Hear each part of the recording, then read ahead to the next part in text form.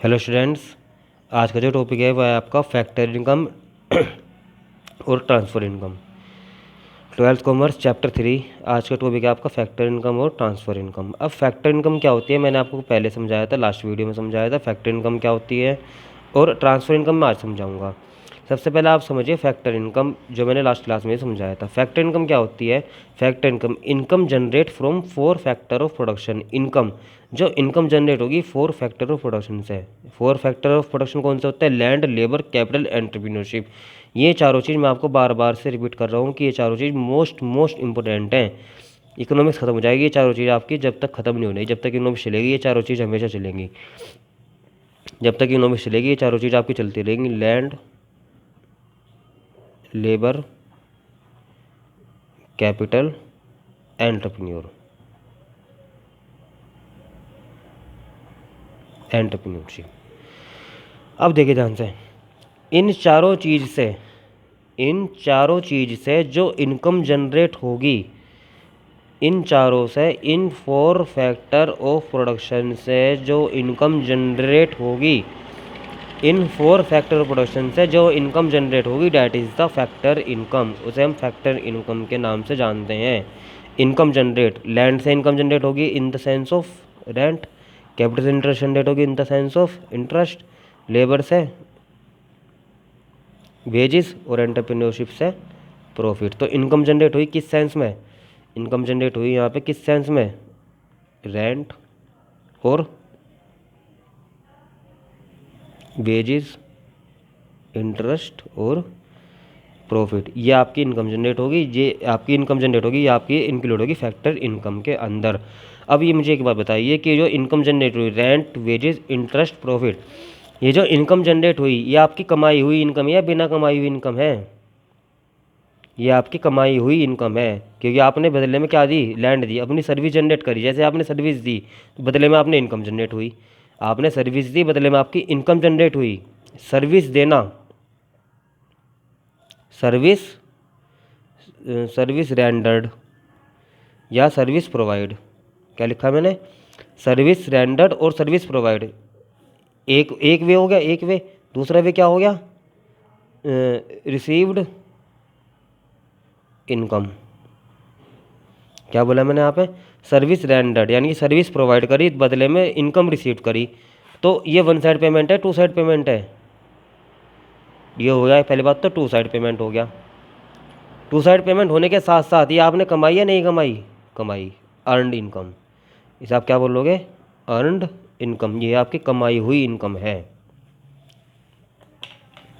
Service rendered यानी कि आपने सर्विस प्रोवाइड करी, उस और सर्विस के बदले आपने इनकम रिसीव करी। दोबारा से लिख दे रहा हूँ मैं, सर्विस प्रोवाइड करी, बदले में क्या रिसीव करी? Income received. सर्विस प्रोवाइड करने के बदले आपने इनकम रिसीव कर दी, date is the 2 side payment. इसे आप क्या दोगे? 2 साइड पेमेंट कहोगे। और ये आपकी अर्नड इनकम है, यानी कि आपने कमाई हुई इनकम है, अर्नड इनकम। और जो पैसा आपने कमाया होगा वो आपका नेशनल इनकम में ऐड होगा। नेशनल इनकम, जो पैसा आपने कमाया वो आपका नेशनल इनकम में ऐड होगा। इतनी बात समझ में आया है तो फिर दोबारा से रिपीट करेंगे, यहीं पे ही आ जाओ। मैंने अभी भी समझाया आपको factor income, income generate from 4 factor of production. जो इनकम 4 फैक्टर ऑफ प्रोडक्शन से जनरेट होगी, 4 फैक्टर ऑफ प्रोडक्शन मैं बार बार रिपीट कर रहा हूँ हर वीडियो में, लैंड, लेबर, कैपिटल, एंटरप्रेन्योरशिप। तो बच्चों ध्यान से समझ लेना कि 4 फैक्टर ऑफ प्रोडक्शन आपके लैंड, लेबर, कैपिटल, एंटरप्रेन्योरशिप ही हैं। और ये आपकी अर्नड इनकम है, ये आपने कमाई हुई इनकम है, क्योंकि आपने ये रेंट के बदले क्या दिया? आपने लैंड दी। वेजेस, मजदूर के बदले लेबर ने अपनी मजदूरी दी। इंटरेस्ट, आपको ब्याज मिला, बदले में आपने अपना पैसा दिया। प्रॉफिट मिला आपको, बदले में आपने अपनी संस्था दी। तो ये 4 फैक्टर प्रोडक्शन है जो आपको जो है, ये 4 फैक्टर प्रोडक्शन है आपके, ये आपके 4 फैक्टर प्रोडक्शन है, लैंड, लेबर, कैपिटल, एंटरप्रेन्योरशिप, जिनसे आपकी इनकम जनरेट होगी। Is that clear? अब आपकी ट्रांसफर इनकम। ट्रांसफर इनकम कौन सी इनकम होगी? It is a income which are received by a person.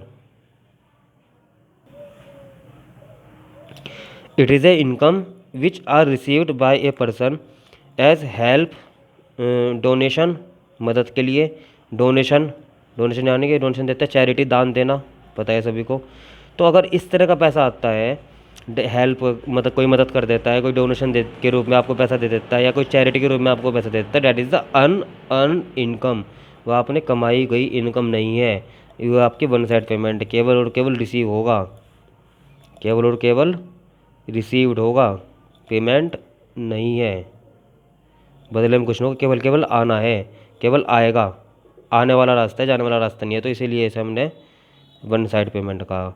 लेकिन जो फैक्टर इनकम है उसमें आने का रास्ता भी है और जाने का रास्ता भी है। जाने का मतलब क्या हो गया, सर्विस, सर्विस कौन सी, लैंड, लेबर, कैपिटल, एंटरप्रेन्योरशिप। और आ क्या रहा, रेंट आ रहा, वेजेस आएगी, इंटरेस्ट आएगा, प्रॉफिट आएगा। Is that clear. जाने का मतलब लैंड, लेबर, कैपिटल, एंटरप्रेन्योरशिप। आने का मतलब इंटरेस्ट, वेजेस, रेंट, ये सारे आपके आना भी जाना भी। तो इसीलिए इसे हमने टू साइड पेमेंट कहा, two side payment, two side, two side payment कहा गया। इसमें केवल आने आने का है, तो इसीलिए हमने इसे वन साइड पेमेंट कहा गया। समझ में आया कुछ। ट्रांसफ़र इनकम और फैक्टर इनकम में अंतर समझ में आ गया। वो आपके कमाया हुआ पैसा है या आपका बिना कमाया हुआ पैसा है। इसीलिए अब देखिए मैंने इसके बीच में, इसमें दोनों के बीच में अंतर दिया है आपको। फैक्टर इनकम क्या होगी, it receive from four factor production. ये आपके फोर फैक्टर प्रोडक्शन से इनकी वो होगी रिसीव। जैसे मैंने फिर दोबारा से लिख रहा हूँ, लैंड, लेबर, कैपिटल और एंटरप्रेन्योरशिप। मेरा मकसद ये है कि आपका बोर्ड का एग्ज़ाम है तो आप जो है बहुत ही ध्यान से इसे समझें। मैं इसीलिए बार बार रिपीट कर रहा हूँ कि आपके फोर फैक्टर प्रोडक्शन यहाँ बहुत इंपॉर्टेंट हैं। हर चीज़ इन्हीं, हर बात, हर टॉपिक इन्हीं चारों चीज़ों से जुड़ा हुआ है, इसलिए आप इसको बहुत ध्यान से पढ़ेंगे। बुक से आप मैच कर लेना, हर जगह यही आपको टॉपिक हैं, यही आपको बहुत ज़्यादा इंपॉर्टेंट है। इन्हीं चीज़ से आपके आगे की स्टडी होगी, लैंड, लेबर, कैपिटल, एंटरप्रेन्योरशिप। तो फाइनली मैं कह रहा हूँ कि फैक्टर इनकम के अंदर हम कहेंगे कि ये फोर फैक्टर प्रोडक्शन से रिसीव होगी, और ये रिसीव होगी डोनेशन से या दान से। ये आपकी कमाया हुआ पैसा है, मैंने भी समझाया आपको, ये आपका बिना कमाया हुआ पैसा है। जब ये बिना कमाया हुआ पैसा है तो एक तरफा ही है, तो वन साइड पेमेंट। और जो कमाया हुआ पैसा है वो दो तरफा है, तो टू साइड पेमेंट। अब जो पैसा आप कमा लोगे, जो पैसा आप कमा लोगे वो नेशनल इनकम में ऐड होगा। जो पैसा आप कमा लोगे वो नेशनल इनकम में ऐड होगा। National income N for N, और आई की जगह हम इकोनॉमिक्स में वाई लिखते हैं। ये नेशनल इनकम को शॉर्ट में लिखते हैं, ध्यान रखना। तो जो पैसा हमने कमा लिया तो नेशनल इनकम में ऐड होगा। जो पैसा हमने नहीं कमाया वो नेशनल इनकम में ऐड नहीं होगा, क्रॉस कर दो। जो पैसा हम कमाएंगे वो पैसा इनकम में ऐड होगा, जो पैसा नहीं कमाएंगे वो नहीं होगा। ये तो अर्न इनकम है और ये अनअर्नड इनकम है। अब अगला टॉपिक है, बहुत ध्यान से समझ लेना बच्चों। अब अगला टॉपिक है नॉर्मल रेजिडेंट। नॉर्मल रेजिडेंट कौन सा होता है, नॉर्मली सामान्य रूप से जो हमारे भारत में रहता है, that is the normal resident. दोबारा से रिपीट करूँगा, ordinary decide in the country. जो सामान्य रूप से हमारे देश में रहता है, who ordinary reside in the country, जो व्यक्ति सामान्य रूप से हमारे देश में रहता है, that is the normal resident. जो व्यक्ति सामान्य रूप से हमारे देश में रहता है वो आपका नॉर्मल रेजिडेंट है, और जिसका इकोनॉमिक इंटरेस्ट भी हमारे देश के लिए ही लाई करता हो। अब इकोनॉमिक इंटरेस्ट हमारे देश के लिए लाई करने का मतलब क्या होता है, आप कहोगे सर क्या होता है इकोनॉमिक इंटरेस्ट।